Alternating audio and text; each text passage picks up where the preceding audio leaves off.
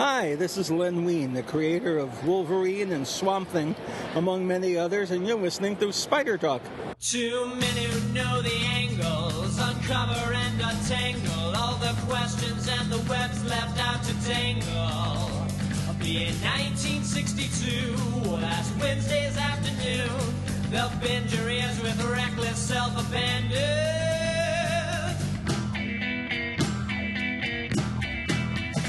The amazing Spider Talk. The amazing Spider Talk. Come swing through the air, sit back and prepare for the amazing Spider Talk.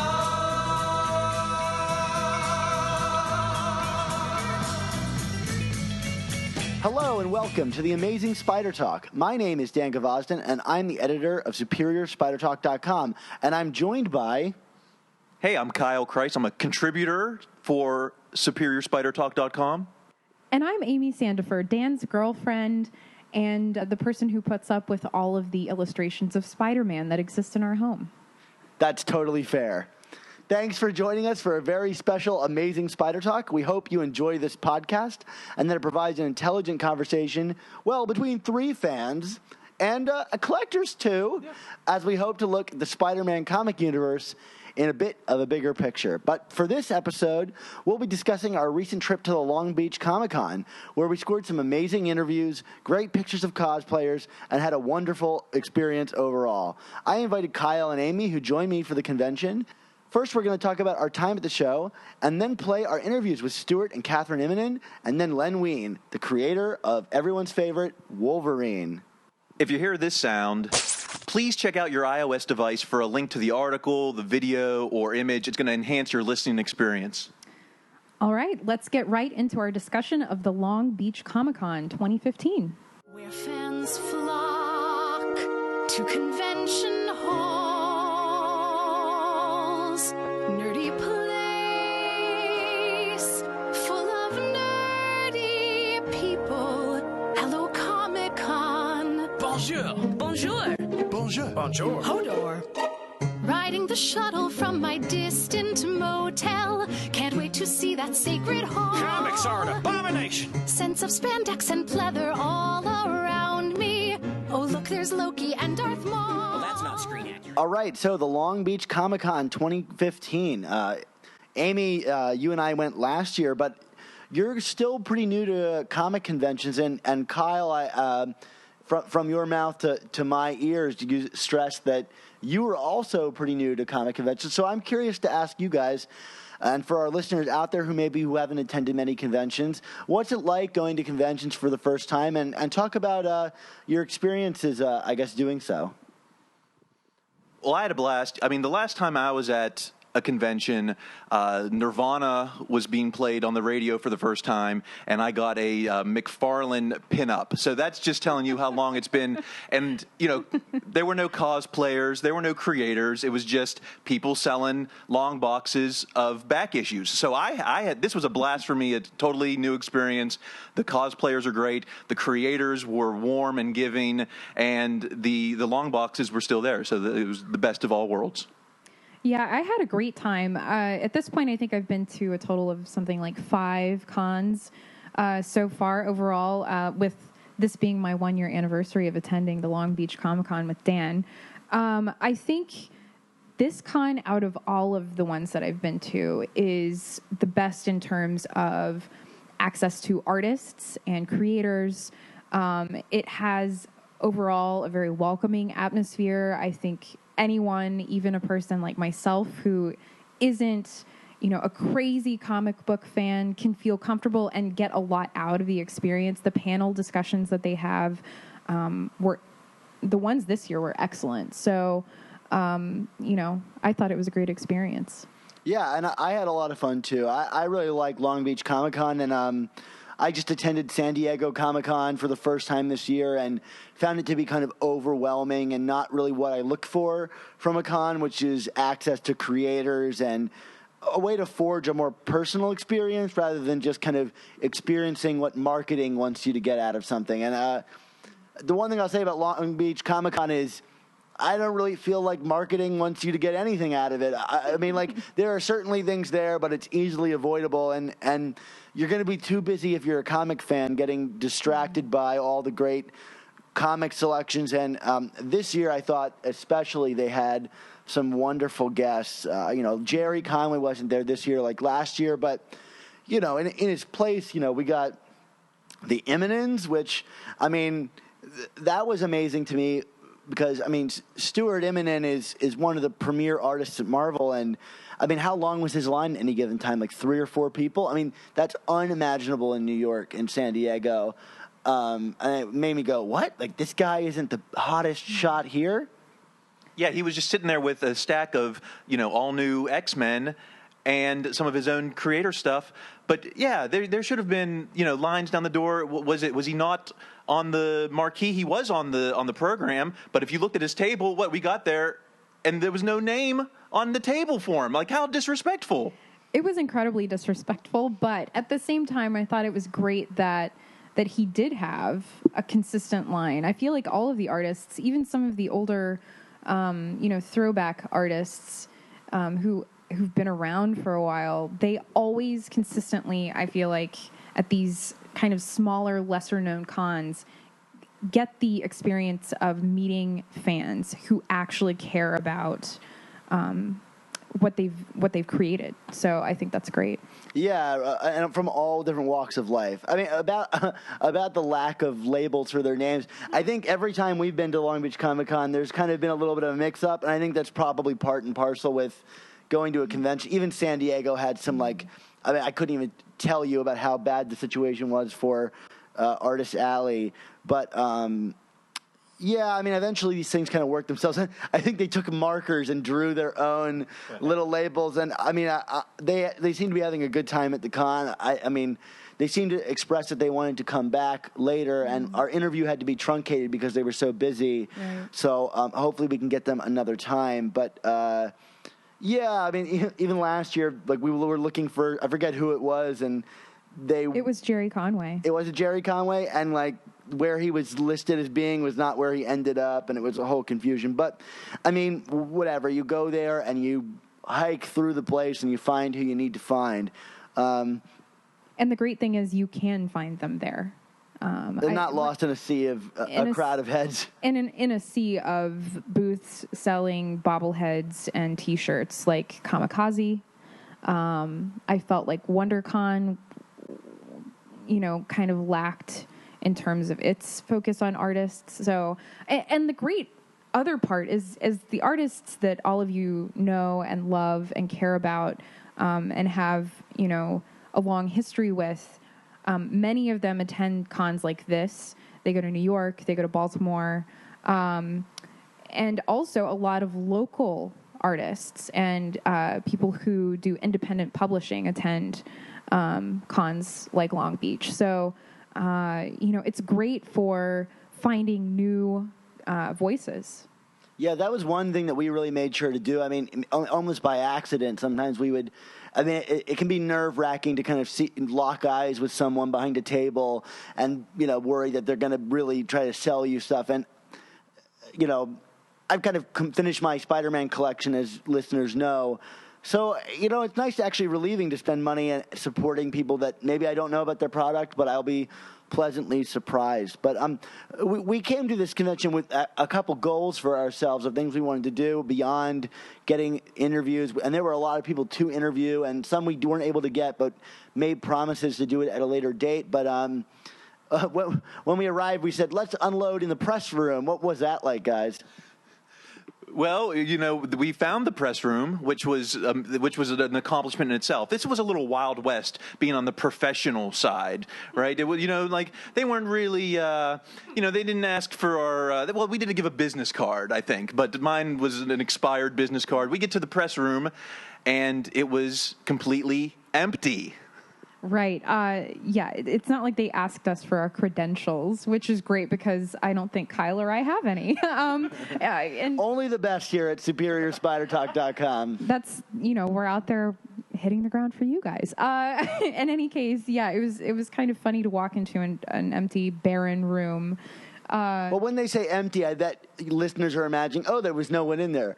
But we don't mean empty in terms of people. We mean there were no tables, no provided Wi-Fi. It was, if we wanted to really cover the convention, it would mean covering it into the void of space. Like, we'd be covering it for each other. Like, hey, Kyle, did you know that at Long Beach there are some great cosplayers there? But I thought it was great that they had a room set aside for press, and they had some perhaps more legitimate members of the press in that room later on in the day. Way to besmirch all my hard work here, Amy.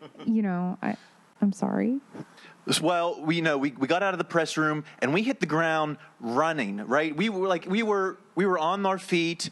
The whole time. We weren't like some of those bougie outlets that are like, well, the creators come to us or that. We were out searching for them, and I feel we've got everyone we're looking for, or promises from everyone, like, a future episode with Mr. Christoph Gage, maybe? Or even, Adam Kubert, he said he would do a phone call with us. So, things to come. But, that means kind of ambushing these people in the most polite way possible. I mean, that's really the key, is the sell. But, like, even then, with our, business card, which is our flyer for our show, it looks nice. We got some compliments. Adam Kubert looked it over. He wanted to see it. I think he was impressed by the Ron Friends and Sal Buscema artwork. And, they kind of look at you like, oh, yeah, fan press, blah, blah, blah, blah, blah. But, we got talking to Joe Kelly, and like after a minute of talking to us, I think he realized, oh, these guys are the real deal. They know their stuff. And that was nice to, kind of see people like their eyes like light up, realizing, oh, this isn't just like any other interview. No, I agree. When we got some of the best interviews that we could have possibly asked for, and you're going to hear those in some future episodes that are great, and including later in this episode. What about one of the other big goals of the weekend was meeting cosplayers? Yes, that was so much fun. I think this is one of my favorite cons in terms of people really being friendly while they're cosplaying. So they want you to take pictures of them. They want to say hi. And they were very impressed when we introduced ourselves as part of SuperiorSpiderTalk.com. Now you're trying to win this back. All right. I'm starting to like you again. Well, I have to live with you, so. But we, we had a chance to meet a lot of people who are hopefully new listeners as of this show. I hope you're tuning in, cosplayers. But I think everyone was really excited. I saw a lot of really hard work put into those costumes. You're not kidding. We met a kid who hand designed his own Amazing Spider-Man from the first movie costume, and man, the level of detail. He'd been working on that for how long? I think he said 6 months. Yeah, and like you could see he put like that bubble paint or whatever it was that every single webbing, and in between the webbing, like probably in between his toes, he put detail. It was pretty incredible. Web shooters, right? They're not functional, but still attention to detail. Eyepieces, all the different Spideys had different strategies for their eyepieces. Some were magnets, some were glued, some were, I guess, sewed in. It was just the attention to detail was amazing. Not exactly. I thought we'd see a bigger range of characters from the Spider family. It's mostly Spider-Gwen. I mean, like, she's really the hot thing, and I mean, ever since she arrived on the scene. But yeah, we even met someone who had 2 different Agent Venom costumes. I thought it was a different guy, and we approached him. He's like, "You already talked to me yesterday," and I was like, "What?" Like, this is a different, but not entirely different Venom costume. But yeah, I guess he has 1 red and 1 white Agent Venom costumes. I thought it was really great as a female to see several women actually dressed up in the more traditional Spider-Man costume, in addition to Spider-Gwen, who is an awesome character. I think we saw 1 Spider-Woman. And we saw 1 Silk. Yeah. her like early just webbed my body costume. And she literally taped herself into that costume. It was like a one-time only costume, which is awesome. It also doubles as like a waxing of your entire body to get it off, I'm sure. Well, we don't have to talk about that. And I don't know how she went to the bathroom, but that's another thing too. I had two personal favorites. Tell me yours after mine. Runner-up was Bombastic Bagman, made an appearance. But my favorite, which was on Sunday, was the one and only villain, Sandman. I'm going to have to agree with you. Sandman was great. And not like his shoes were covered in sand. His pants had a gradient of sand going up them. He had the green striped shirt that he got where? What was it at Target? Gap, I think. At the Gap, which he lucked out about.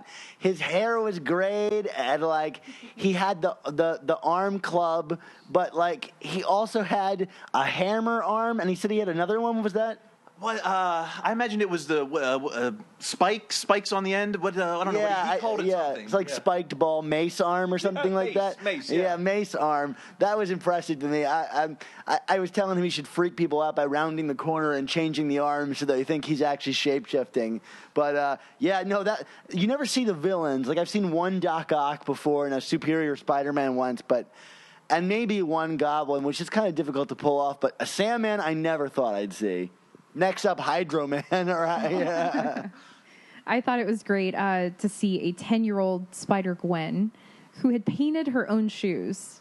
That's the level of dedication we're talking about. It's hard to find teal, light blue colored shoes. So the fact that she wanted to color match the shoes and be that authentic, I thought was great.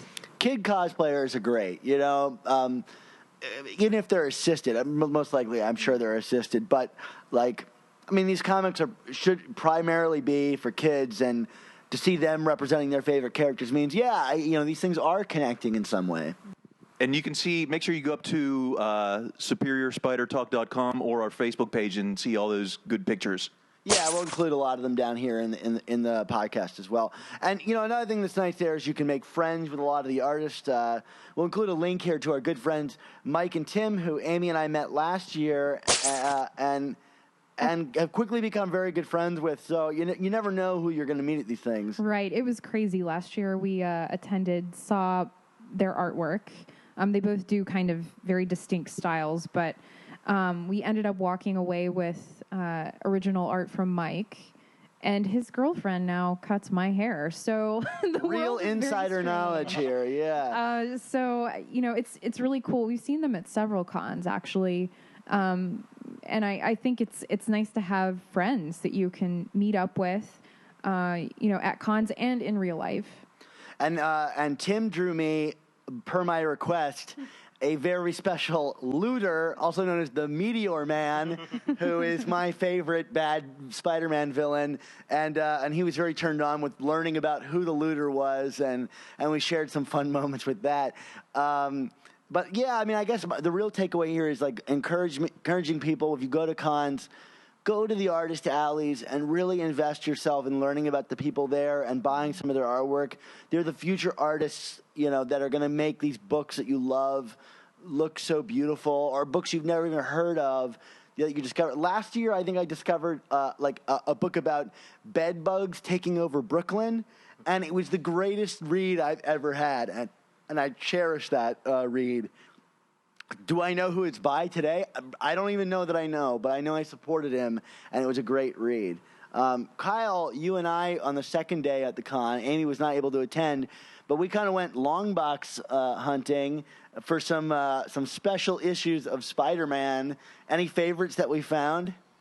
Well, I know that you picked up, we believe, the first appearance of another legendary villain, the Hypno Hustler. Yeah, well, he's my favorite, and that's that spectacular Spider-Man issue. You gotta love the Hypno Hustler, right? Especially since he made a dramatic reappearance a couple years ago. I think in the issue you reviewed for the site. I know. Next, we're gonna have to bring back some other villains like Will-O-the-Wisp. Maybe there's room for him. Please, he's a favorite. Who could resist his glowing charm? As he phases through matter left and right. How would you ever beat a guy? Those villains, I never know how he's going to beat him, because it's like, well, if he can just decide to not exist. Why not? Just not exist all the time. We also picked up a great one, Adventures in Reading with Spider-Man. That's another favorite public service announcement comic of mine. Yeah, I think it's actually really great. It's something about... it's a battle against illiteracy. And it has a giant book on the cover with what appears to be a triceratops. Who knows? But I can only hope the villain is Typeface. Do you know Typeface? No. Oh, my goodness. He's the lamest villain ever. He literally is covered in letters that are, like, glued onto his face. You'll have to look him up. Typeface, everybody. Is he more Helvetica or Comic Sans? I think it's got to be Comic Sans. Let's be real. For someone that lame, he's got to be using Comic Sans. Sorry for all you people who love Comic Sans out there. I think it's actually really interesting how these issues books want to delve into social issues.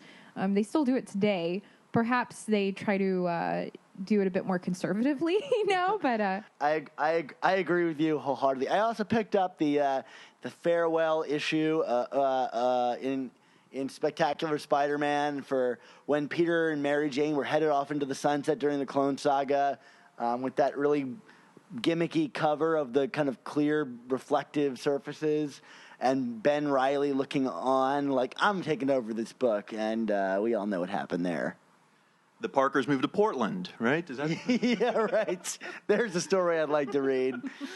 Well, yeah, so, one of the big things that we were trying to do here is get a bunch of interviews, which you'll hear one in a moment. Do you want to talk about the context for this interview you're about to hear with Stuart and Kathryn Immonen? Yeah, these were the first people we went after. This was our number one on the wish list, and they were happy to talk to us multiple times throughout the weekend.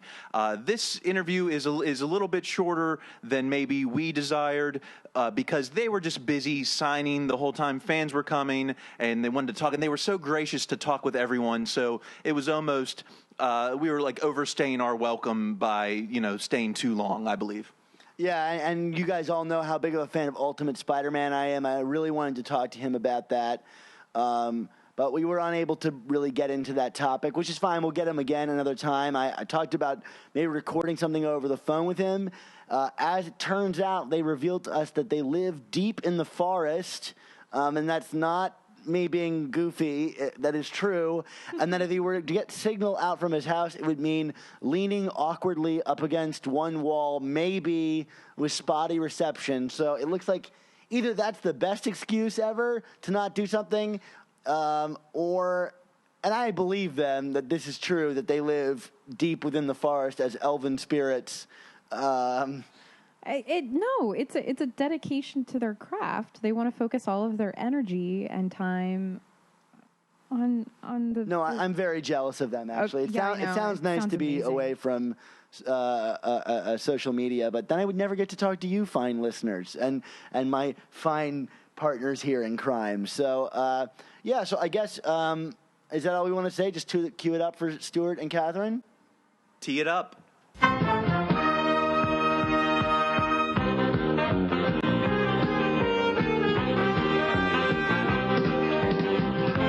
Spider-Man and his amazing friends, Iceman and Firestar.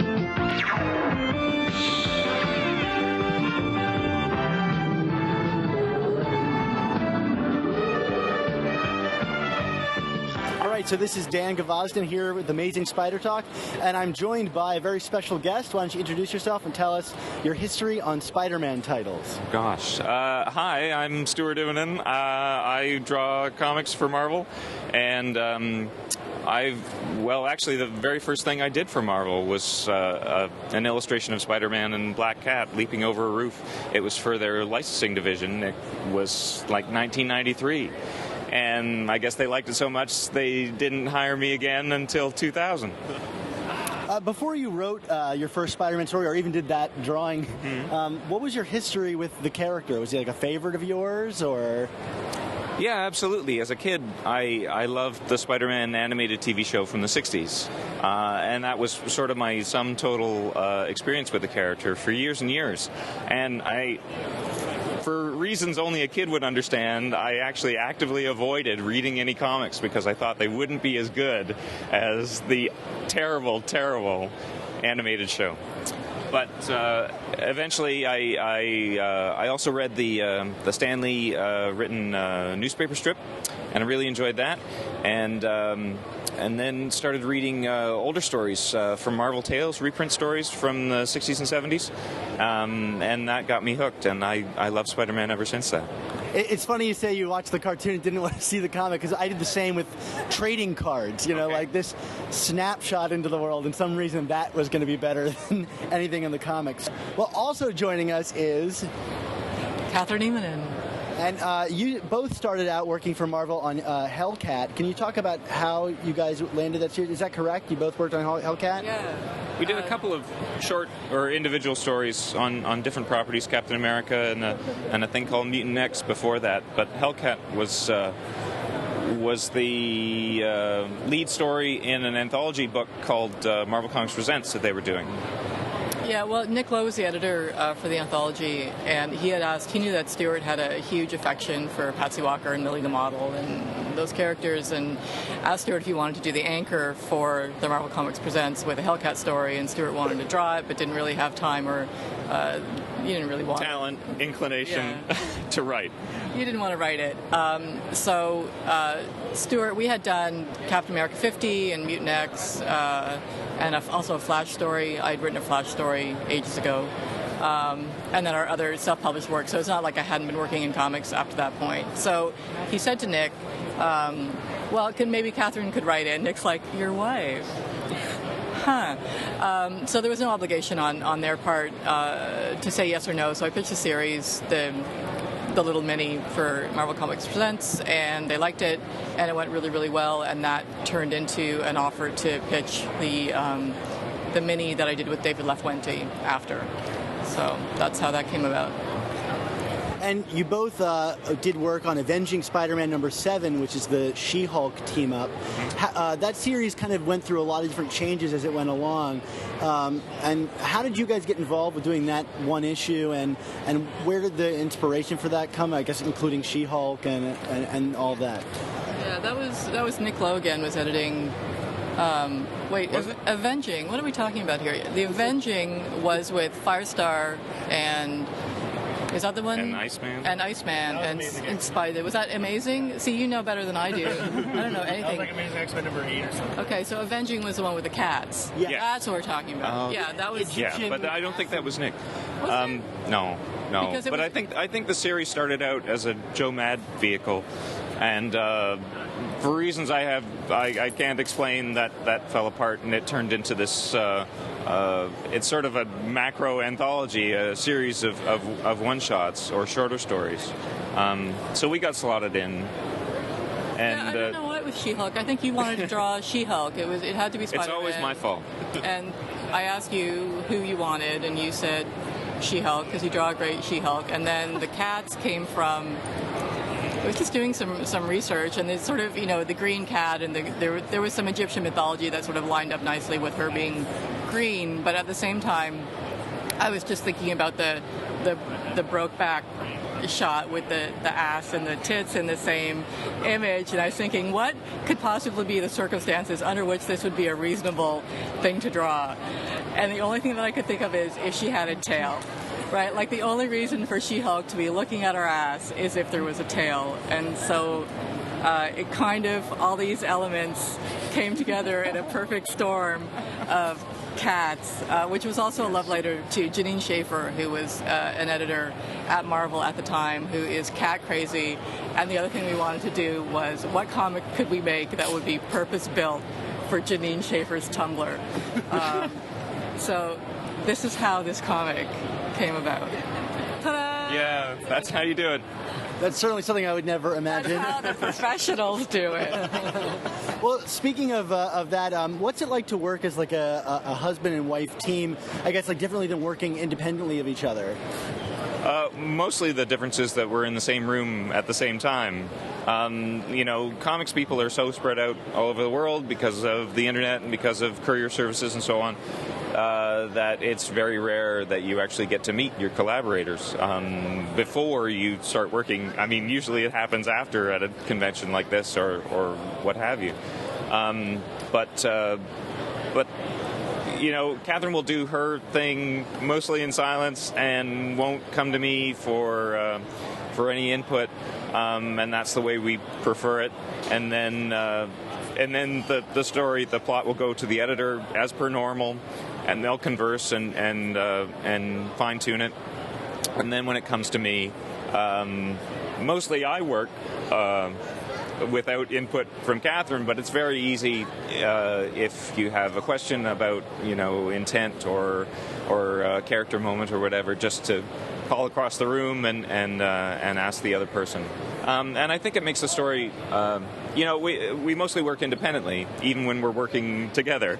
But I think having the opportunity to just chat about something really quick gives us the chance to improve things in a way that we couldn't if there was any kind of physical barrier between us. Sounds good. We talk to a lot of creators that say like they never talk to each other, so I imagine it's really handy. Before we let you go, I wanted to ask about the Anansi story and the Spider-Verse thing that you did with David LaFuente, also another Ultimate Spider-Man artist. What was it like? I guess, was that another Nick Lowe thing? Okay, great. Can you talk about the genesis of this story? Nick came, wanted me to do one of those, this alternate Spidey, like one of the alternate Spidey stories, and so Spidey UK and Anansi. Then there was a couple of other options. There was like a medieval Spidey. Like I love how I say these things and I'm like baffled by them, and everyone around me is nodding, going, "Yeah, man." Like, okay. Of course, there's a medieval Spidey. Yeah. Like, why didn't you know that? So I loved Anansi, and David draws amazing animals, like the loves little animals, and the guy is nuts because you can't say anything to him within 24 hours your email inbox fills up with like stories and sketches, like just the floodgates open with David. So I told him what I was thinking about, and then within a day I had screens and screens full of adorable animals. So it's Spidey UK and Anansi, and he was just coming to recruit him. That was the brief, I think, for most of those stories, just to get him on board for the big war that was coming. And we just decided to pick sort of a mythological story that Mr. Massive, Mr. Big, like the big weird monster is it's a traditional name that shows up in some specific traditional stories. So we just had a good time. But again, it was, I know David very well, and we love to work together, and I love to see him draw little animals. So that was, you have to start somewhere, right? So that's where we started. Not more cats? No, more other little tiny weirdo, and then when the tiger football tackles Spidey UK as well. Hey fans, don't forget to check out these awesome panels beginning now. Voice of God. It's FX Makeup presented by Nerds Like Us. Spider-Man and his amazing friends. And hopefully we can get them again next year or later this year when the second half of this convention occurs. But next we got to talk to Len Wein, who had a 3-year run on Amazing Spider-Man, and many people probably know him better from creating Wolverine and the Colossus. I mean, the number of characters he created is endless, and he'll talk about that in our brief interview with him. Anything you want to say about this interview with Len? I just think when you hear about all the characters he's created, this guy should be on a royalty, as far as Spider-Man and Marvel. And the fact that he was willing to just talk, we just went up there and talked to him again, just showed how kind these creators were and the atmosphere of this convention. And we could talk for hours with this guy if Len was willing. Yeah, I mean, I think we kind of caught him at the tail end of the show, and you're kind of exhausted by then. But it also speaks to kind of the different attitude towards writing comics. From back in like the 70s.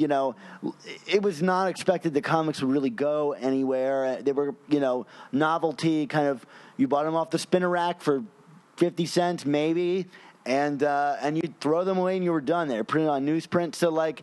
Len has a very I think, I don't want to say detached, but it's a very casual relationship with his creations, although them still being deeply personal, and he'll express his kind of fanboyism as well. So I really hope you enjoy this interview with Len Wein.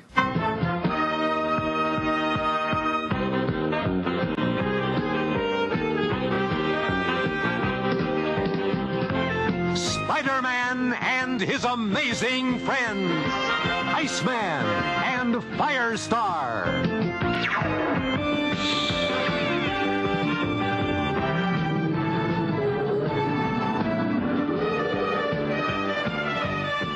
Hi everybody, this is Dan Gvozden here with Amazing Spider Talk, and I'm joined by Len Wein, creator of Swamp Thing, the new X-Men, Wolverine, Nightcrawler, Storm, Colossus, the Human Target, Star Labs, Lucius Fox, and God knows so many other characters. And you had a run on Amazing Spider-Man. I did. I ran for about 3 years on Amazing and about 2 years Marvel Team Up before that. Yeah, well, so when you initially came on Amazing Spider-Man, it was at a point of really great transition for the character. It was like after Gwen's death and the original Clone Saga. What was it like for you coming on the book at a time like that? Well, you have to clean house. The very first thing I did was I thought get rid of the clone, disposed of his body, and that didn't work out real well at all, did it? But you start over. You sort of go, okay, we've now got to tell new stories. We've told the last batch. When you came onto the character, did you have any goals for what you wanted to accomplish with writing Spider-Man? Yeah, not look like an idiot. I was at that point in time the third regular writer on the book after 150 issues. And it was important to me to not look like an idiot and do as good a job as I could. So there seemed to be like an emphasis when you came on with creating new villains. You created something like Mirage, Stegron, Will-o'-the-Wisp, and the same was true during Jerry Conway's run. Was there a general aversion to using classic rogues at that point in time? No, there was a sense of if you don't occasionally add new characters, well, why are you doing your job? All you're doing is rehashing other people's stories. So your part of the parcel is coming up with your own characters as well. Was there any disappointment when any of these new villains failed to stick with later writers for you, or you just enjoyed having them be your own thing? Yeah, I never worry about what other writers do with my characters after I'm done.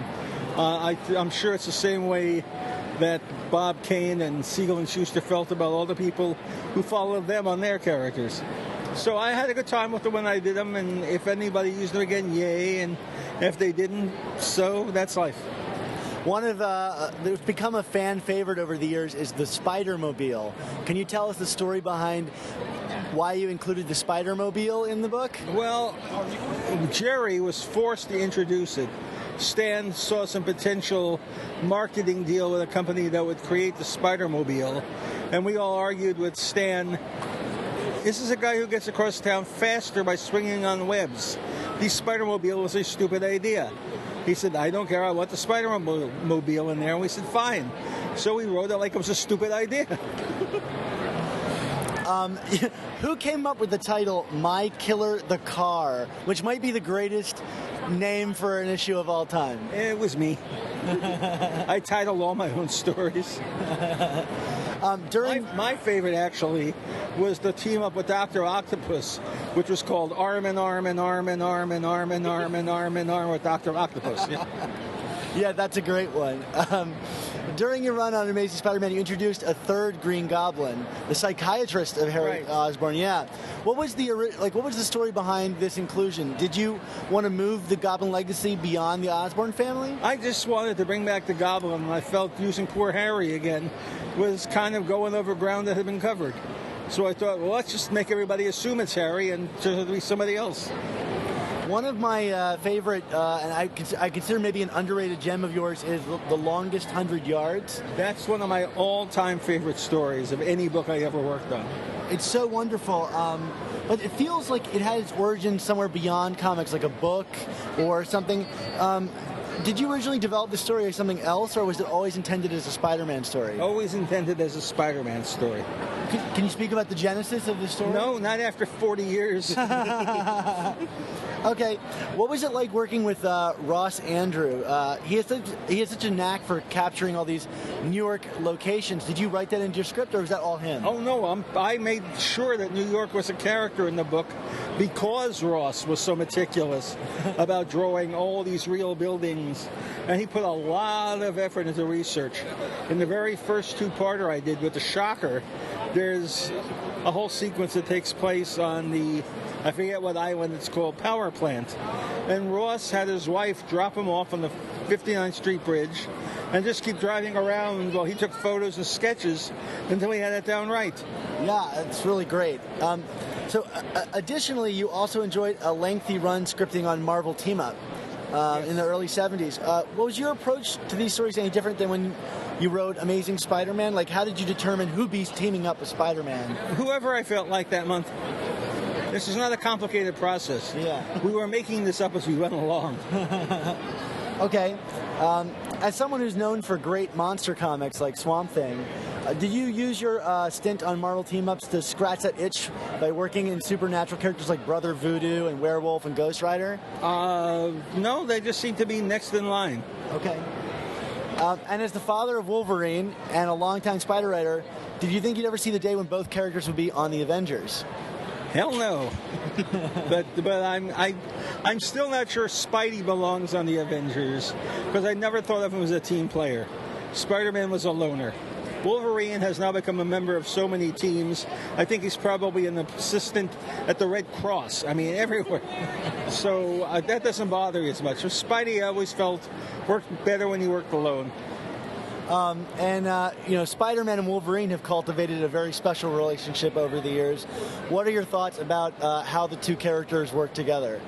It depends on who's writing it. It really does. Every story depends on the creators. Some people have done wonderfully, some people have done not so wonderfully. But it's an evolutionary process. You work as you learn as you go.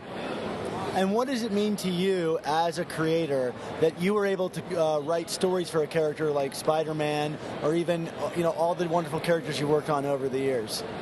As a creator, it means absolutely nothing to me. As a fanboy geek, it means everything to me. Wonderful. Well, thank you so much for taking the time to do this interview with us. You're welcome. Thanks. Spider-Man and his amazing friends. It was really great to talk to Len. Keep your eye out for more interviews from Long Beach Comic Con. They're coming. Yeah, well, you can do that by going and subscribing to us on iTunes under the name Amazing Spider Talk, and you can check all of our old interviews on our site, where we've also got our Superior Spider Talk podcast. That's superiorspidertalk.com, and find us again on iTunes and Stitcher by searching for Amazing Spider Talk.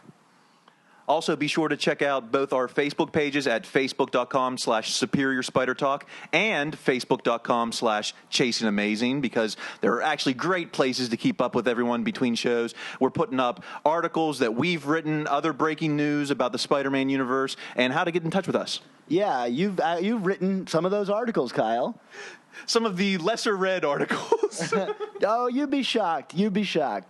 As always, if you want to follow the adventures of Spider-Gwen and Miles Morales, please be sure to subscribe to our sister podcast, The Ultimate Spin, hosted by Brian, Kyle, and Noor. I will say about Ultimate Spin, on the flip side of our postcards, people were stoked to see that there was a podcast about Miles Morales and Gwen. They really were.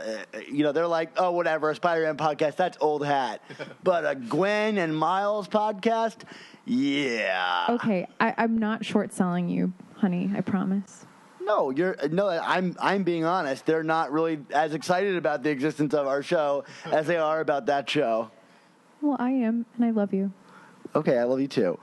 But as always, our theme song is courtesy of Rylan Bojack, and our outro song, the lovely outro song you're about to hear, comes from Magic. And also, I would be remiss if I didn't thank Nick Cagnetti, Ray Sumser, Ron Friend, and Sal Buscema for all of our show's awesome artwork. So, Kyle, where can we find you on the internet this week? Well, there's a great review about Secret Wars 2099, number 5, that's been up for over a week now. If you haven't read that on SuperiorSpiderTalk.com, check that out. Or just find me at KyleChrise.com. You don't have like a Twitter or anything? Yeah, that's at Kyle Chrise. Everything is Kyle Chrise. It's like Jesus without the T, but with an E. That's how you spell it. I'll always remember that. All right, Amy, what about you? Well, Dan, you can find me on Instagram. Well, it's actually not me. It's an Instagram account devoted to our cats, Archie and Owen. The name is Archie P. Cat. You can also find me just on Instagram at Amy Sandefur. You don't have to tell me that. I live with you. Yeah, that's about it. And, of course, you can find me on Twitter at Dan Gvozden, or my Spider-Man account at SupSpiderTalk, which I've constantly been teasing as my main account, and let's be real, it's kind of becoming my life. And you can read all the Spider-Man stuff that I do on SuperiorSpiderTalk.com and all of my movie writing at GrindMyReels.com. And as the now-deceased Uncle Ben always said... With great podcasts must also come amazing Spider Talk.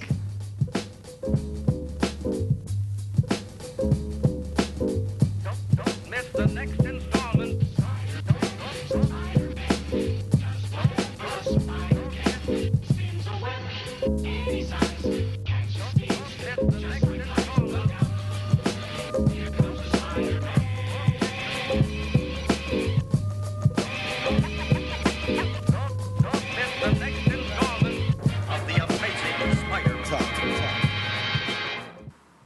Good job, everybody. Killing it. Nailed it. Except I needed a redo. This is some incredible I can copy. even do another one later if you need me to. This is why I should be a copy editor.